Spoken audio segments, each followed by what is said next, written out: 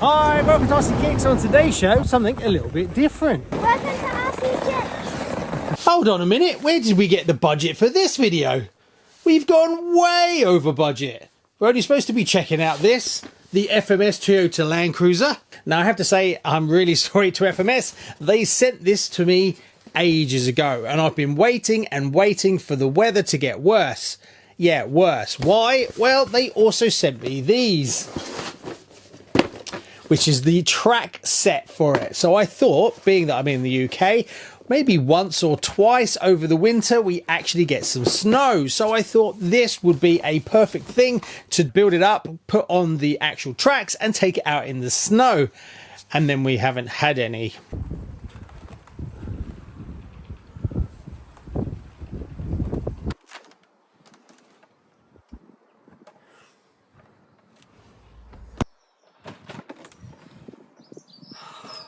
Come on! Yeah, none at all this year. Not a single day where I thought this would be brilliant to take out in the snow. But then I had another idea. So what we're going to do first is we're going to take a look at the car. Then we're going to fit the actual tracks to it, see how much work that is. And then we're going to take it out for a bit of a drive. And I'm taking it to pretty much the Arctic Circle. Yeah, stay tuned. It's going to be a good one. Right, so let's open the box up and see what you get for your money. Now, packed into this tiny form factor is this, and it's got pretty much everything. 2-speed transmission, it's got metal frame rails, it's got portal axles, it's got bearings, it's got metal gears, and the body itself is highly detailed. It just amazes me how good they get. You've got a snorkel, you've got window wipers that you can move. It's got LEDs at the front and the rear. It's got oil dampers. Lovely soft tyres. They've just polished these up more and more. And this is a really good looking truck. Also, you've got a roof rack, so you can put a few bits and pieces in there as well. Just like all the others, really, you have to lift up the bonnet, which is sometimes not the easiest thing in the world. And that's where the combined ESC and receiver is, and then that's where the battery goes. The battery on this one is a 7.4 900 milliamp hours, and you'd be surprised how long you can crawl with one of these. The actual transmitter you get is the upgraded one. It's the better one, where it's got the dip switches where you can adjust the channel and you can also set the lights. Yeah, right, let's fire it up. It can be a little bit tricky getting the battery in, I must admit. It's never the easiest thing, being that they're so small. Right, get over there. Yeah. Right. Then we just plug it in, like so.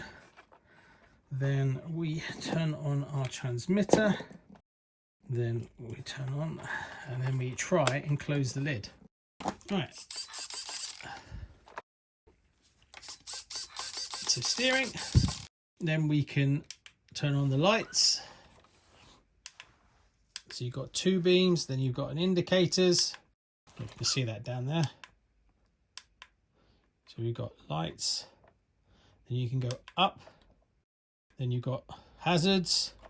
This is the same for the rear. Indicate right, indicate left, same on the rear. And then we have brake lights. Well, they're like reversing lights, but they look like brake lights. So when you, yeah, so really like them. They look really good, especially if you're driving around at night, and they're really bright. How smooth is this ESC? Well, they're getting better and better again. I mean, they're just out of the box. That's as slow as I can get it.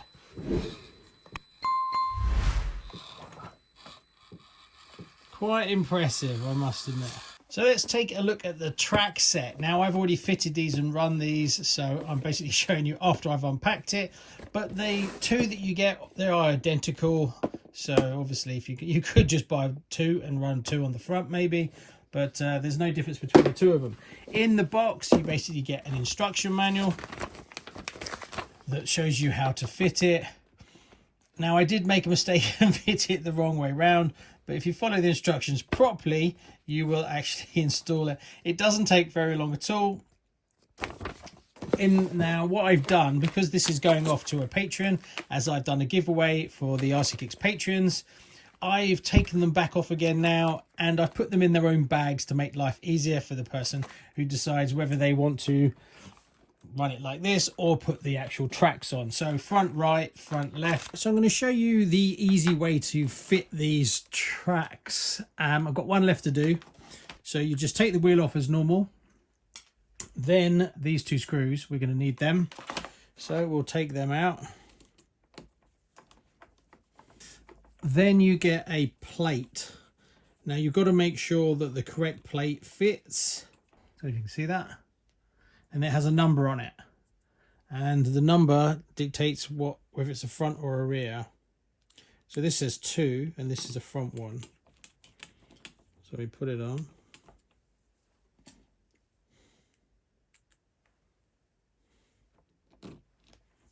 Like so. Then take the wheel, this is the gear wheel, and that goes on there. Then you take the nut and you fit it on.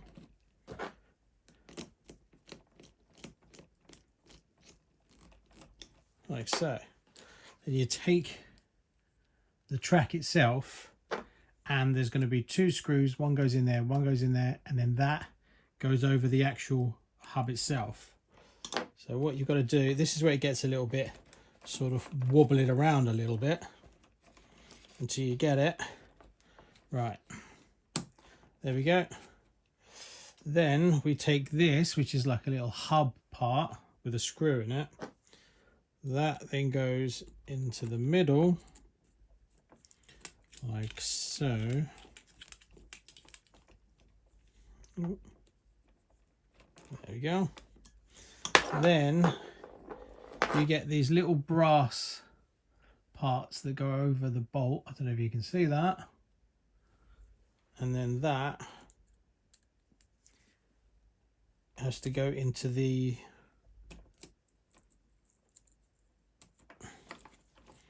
and that's what holds it but lets it ride left and right. That's one. Then we take the last one, poke it through.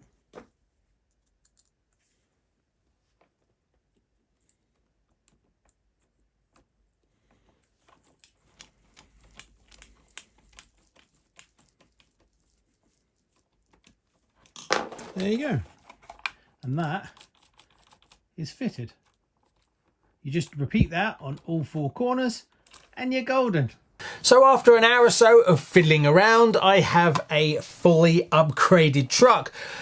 Yeah, little bit finicky, all those little tiny screws, but I guess if you collect this scale, you're going to be really used to it. Putting the motor in, believe it or not, is the most annoying part of it because you have to dig into it to get access to remove the motor to fit it. Obviously, you've got to change the motor that's in this from the kit one because you've got more speed and you need more torque for these. So you definitely want to change it. I did actually take it out with the standard motor in it.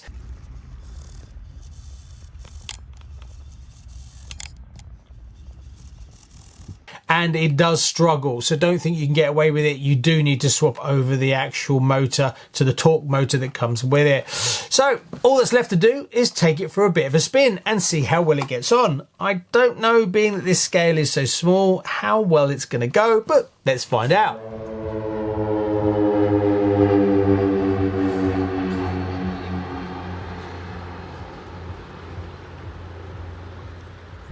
So as you can see, it's not going to win any land speed records, but it is fun. You can take it on the trail. Obviously, it depends what gear you're in. The slow gear is much more torquey and gets you over more rough stuff. But once you get onto the trails like you've got here, you can put it in a higher gear and it will keep up with you as you walk.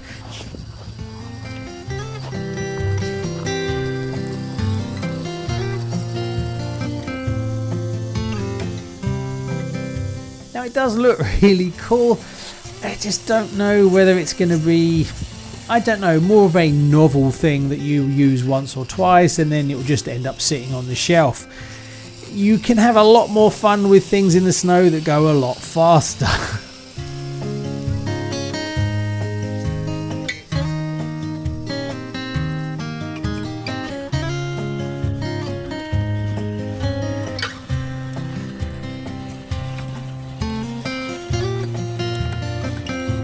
When you're driving in slightly deeper snow, every now and again you've got to stop, tap the actual tracks to get the snow out of them as they start to bind up as the snow builds up inside the tracks.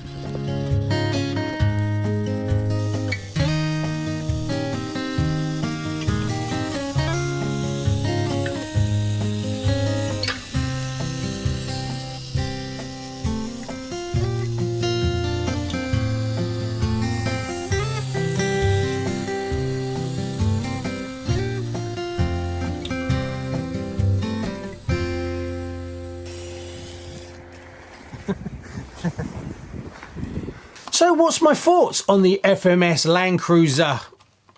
I love the kit. I love it. I love the body. I love the design, the style, the detail level they've all got, the lights, the bumpers, the wheel on the back. For scale, it was great. As for the track set, well, it's going to be very niche, obviously. Now, it depends if you like going and driving out in the mud and you collect this scale. I think you're going to like it. My only downside is because of the scale itself and how light it is, its capability is still limited. It's not a go everywhere. I mean, it's this big, you know. But it looks good, and having one of these in your collection is always nice as it's a bit different and a bit novel. There you go. Thanks so much. Please like and subscribe, and I'll see you on the next one. Right, I better get packing this up as it's going off to a winner of the RCKicks Patreon group.